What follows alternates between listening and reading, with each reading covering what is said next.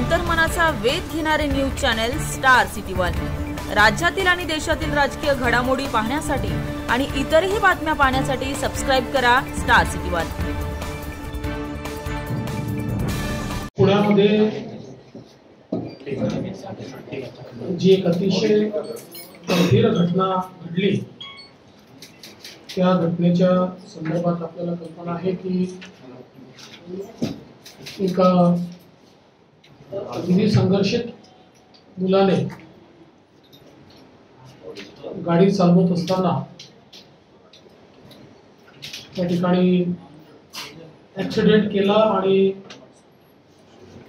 दोन लोकांचा, एक तरुण आणि एक तरुणी यांचा त्याच्यामध्ये मृत्यू झाला। आणि त्यानंतर घडलेल्या ज्या घटना आहेत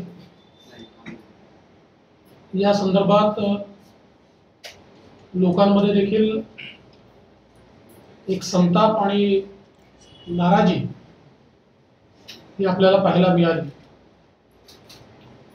या संदर्भात आज मी पोलीस विभागाची बैठक घेतली। आतापर्यंत काय घडलेलं आहे, पुढची ऍक्शन काय आहे आणि त्यासोबत अशा घटना घटू नये म्हणून प्रिव्हेंटिव्ह काय करता येईल अशा सर्वच बाबतीत चर्चा झाली। मुळातच ही घटना घडल्यानंतर पोलिसांनी कारवाई करत जो काही ऍप्लिकेशन रिमांडचा जुव्हेनाइल जस्टिस बोर्डकडे सबमिट केला होता,